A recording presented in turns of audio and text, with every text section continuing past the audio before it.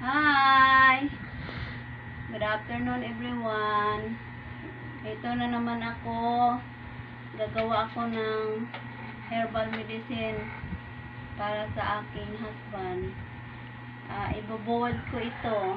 Ito ay pansit-pansitan. Ilagay ko dito sa kawali. Saka ito, pansit-pansitan. Ito naman ay come here papa. Ito naman ay pansit-pansitan. At saka ito ay jackfruit leaves. Oh, this is jackfruit leaves. Jackfruit leaves. And ito naman ay malinis na to malinis na to.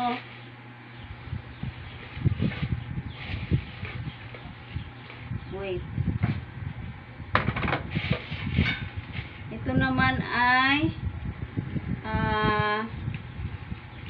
guayabano leaves. This is guayabano leaves. Guayabano.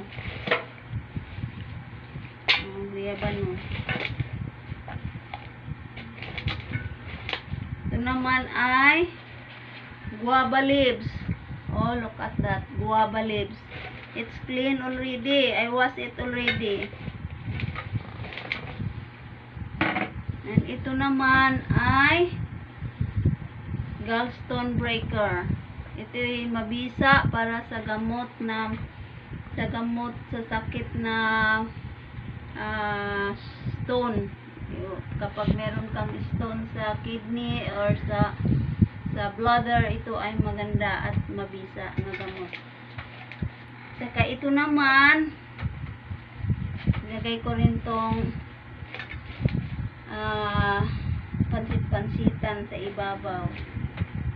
Saka ito naman ay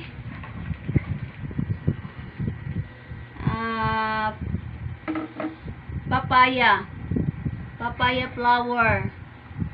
Oh, papaya flower. At papakukuluan ko ito at lalagyan ko ng tubig, isang pitsil na tubig. Tapos papakuluan ko ito. Itong mga gamot na to ay mabisa sa sakit na kapag halimbawa meron kang sakit sa heart failure, meron kang sakit sa bukol ng lungs at bukol ng pantog, at saka kung meron ka ring bato sa kidney, itong mga gamot na to ay mabisa na gamot sa mga sakit na yun. At ito ay proven and tested ko na to kasi palagi ko na tong ginagawa. Noon pa man ginagawa ko na to sa son-in-law ko, at ngayon ito gagawin ko na naman ulit sa asawa ko kasi meron siyang sakit na heart failure, at saka meron siyang sakit sa meron siyang bukol sa lungs, at meron din siyang bukol sa bladder o pantog. At sa lahat ng merong sakit na tulad ng sinabot ko, at saka yung kapag mayroong sakit sa kidney, bato sa kidney, ito ang gagawin nyo dahil itong gamot ay napakabisa at saka proven and tested ko na to.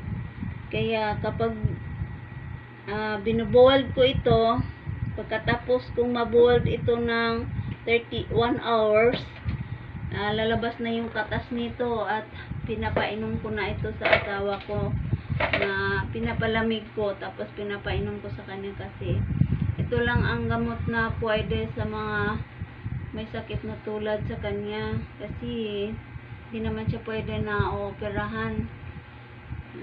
Matanda na kasi, kaya hindi na pwedeng ooperahan ng operahan yung bato sa yung tumor niya sa lungs at saka tumor niya sa bladder o pantog. Hindi na pwedeng operahan kasi matanda na siya at saka mahina na.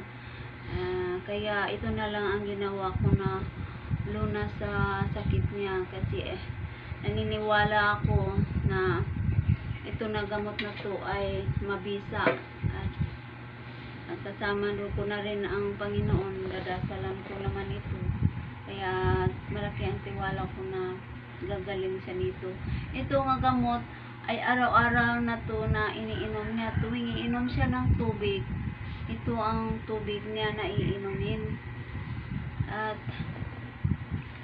At subok ko na to, alam kong mabisa to, kaya kapag kayo may sakit, subukan nyo rin to.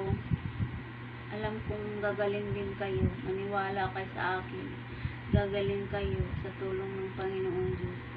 Kaya mga kaibigan, mga followers, mga friends, for those my followers and friends, believe me, it's already granted, and I know that God will help us. Thank you, and thank you for watching, friends, and please try to do this if you have if your family or your father or even your mother or you can do it also. Thank you.